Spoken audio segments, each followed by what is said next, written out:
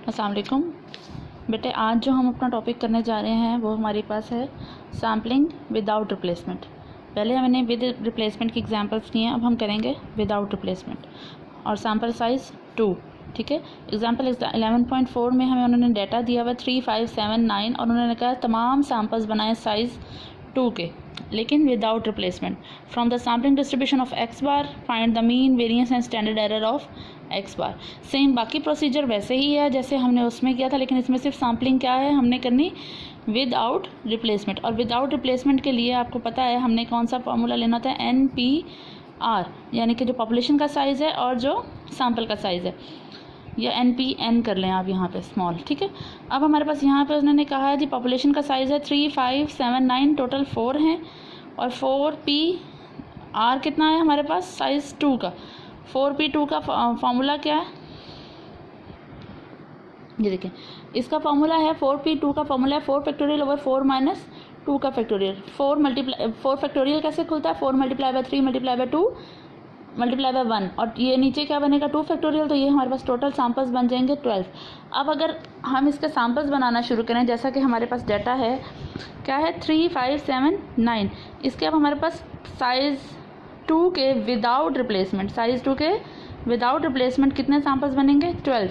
ठीक है, आगे अब देखें हमने सैम्पल बनाने के लिए वही ट्री डायग्राम मेथड यूज़ कर रहे हैं। वो क्या है, पहले 3, 5, 7, 9 उसको लिख लें। अगर अब आपने इसके सैम्पल बनाने के लिए आसानी करनी है तो 3 के बाद क्या आएगा, क्योंकि हमने विदाउट रिप्लेसमेंट लेना है इसलिए 3 दोबारा नहीं आएगा। जब हम विद रिप्लेसमेंट ले रहे थे तो हम उसमें क्या कर रहे थे, 3 के बाद फिर 3, 6, 9 लिख रहे थे, जैसे एग्जाम्पल 11/2 में कर रहे थे।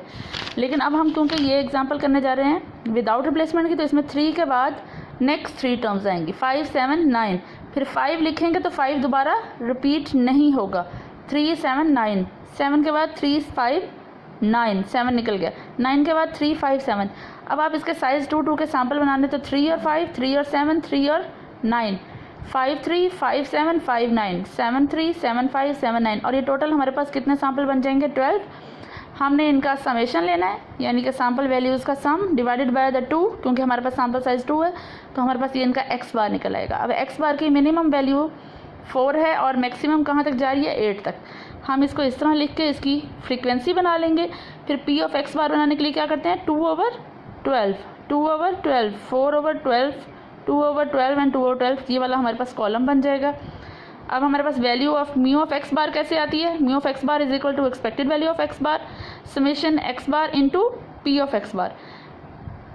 इस वाले P ऑफ एक्स बार को हमने इस एक्स बार से मल्टीप्लाई करना है, तब हमारे पास आएगा x bar into P of x bar. Multiply कीजिए 2 × 4 8, 2 × 5 10, 6 × 4 24, 7 × 2 14 एंड 8 × 2 16। इन सब का सम आ गया 72/12।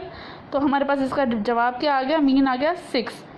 अब हमने वेरिएंस लेना है, तो वेरिएंस के लिए हमें समेशन एक्स बार का square into P of x bar लेना पड़ेगा, ताकि हम उसमें से mu of x bar minus कर सकें। फिर हम इस टर्म को दोबारा मल्टीप्लाई करेंगे इससे, 8 4 jar 32, 10 5 jar 50, 24 6 jar 144, 14 7 jar 98 and 16 8 jar 128। इस सब का सम कर लें तो 452/12। अब हम फार्मूला में पुट करेंगे sigma square of x bar के वे, समेशन एक्स बार का square into P of x bar minus mu of x bar का स्क्वायर। ठीक है, जो हमने ये ऊपर मीन निकाला था इसका स्क्वायर लेंगे, इसका स्क्वायर होता है 36, 6 का स्क्वायर 452/12 माइनस 6 का स्क्वायर इज इक्वल टू हमारे पास ये आ जाएगा सिग्मा स्क्वायर ऑफ एक्स बार। अगर अब आप इसका अंडर रूट ले लेंगे तो ये आपके पास आ जाएगा variance.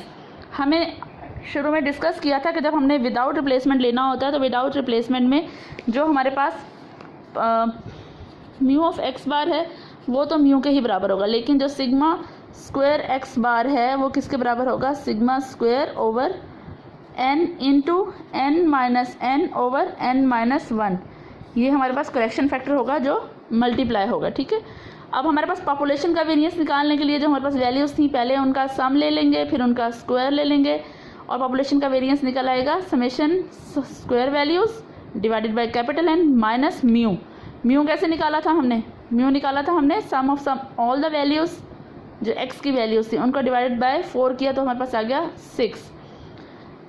Summation x square over n minus इस म्यू का स्क्वायर, तो हमारे पास ये आ गया था 5।